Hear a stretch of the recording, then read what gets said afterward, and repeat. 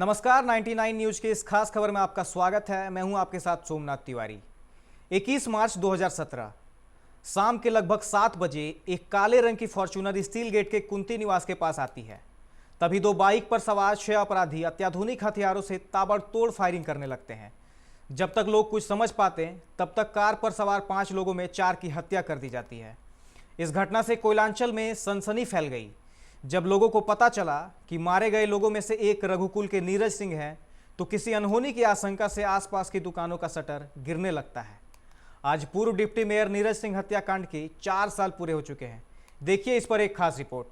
अपने शांत और कुशल स्वभाव के कारण बहुत ही कम समय में कोयलांचल की राजनीति में नीरज सिंह गहरी पैठ बना चुके थे। भले ही वो 2014 में झरिया से विधानसभा चुनाव हार गए हों, फिर भी लोगों के दिल में वो अपना स्थान बना चुके थे। लोग उन्हें कोयलांचल की राजनीति का उगता हुआ सूरज मानने लगे थे। लेकिन उनके चाहने वालों को गहरा झटका तब लगा जब 21 मार्च 2017 की शाम स्टील गेट में बाइक सवार अपराधियों ने सरेआम उनकी हत्या कर दी। घटना के संबंध में बताया जाता है कि 21 मार्च 2017 की शाम लगभग 6 बजे नीरज सिंह झरिया के कतरास मोड़ स्थित अपने कार्यालय से काले रंग की 4500 नंबर की फॉर्च्यूनर से रघुकुल के लिए अपने 5 साथियों के साथ निकले थे। लेकिन जैसे ही उनकी गाड़ी 6:45 बजे के करीब स्टील गेट के कुंती निवास के पास पहुंची और ब्रेकर के कारण गाड़ी धीरे हुई, तो बाइक पर सवार 6 अपराधियों ने उनकी गाड़ी के ऊपर अत्याधुनिक हथियारों से गोलियां बरसानी शुरू कर दी, जिससे वहां भगदड़ मच गई। गोलियां की बौछार सुनकर आसपास के दुकानों के शटर गिर गए, मानो सब कुछ फिल्मी स्टाइल में हो रहा है। जब तक लोग कुछ समझ पाते,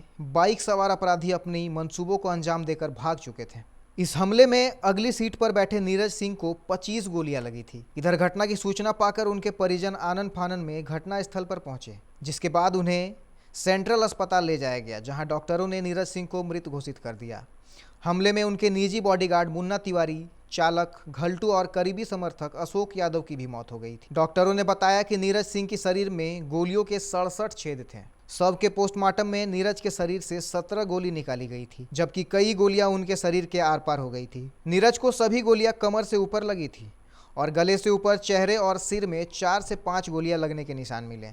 शरीर के हर जरूरी बॉडी पार्ट डैमेज थे। इस तरह धनबाद की राजनीति में एक उगते हुए सूरज का अंत हो गया, जिसने पूरे कोयलांचल को स्तब्ध कर दिया था। पूरे शहर में सन्नाटा पसरा था। उनके समर्थकों में शोक की लहर थी। जिस किसी ने भी नीरज की निर्मम हत्या की खबर सुनी, यही कहा यह गलत हुआ, क्योंकि उनके जानकारों का कहना है कि नीरज सिंह कभी भी हत्या की राजनीति में विश्वास नहीं करते थे।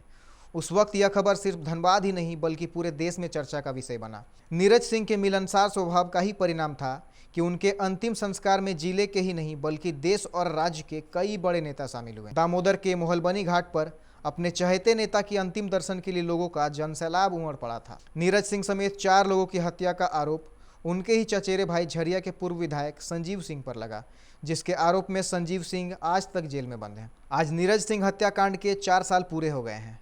पूरे कोयलांचल में उनके समर्थक अश्रुपूर्ण श्रद्धांजलि देते हुए उन्हें याद कर रहे हैं। 99 न्यूज के लिए ब्यूरो रिपोर्ट। इस खास खबर में फिलहाल इतना ही। अन्य खबरों के लिए आप देखते रहे 99 न्यूज। नमस्कार।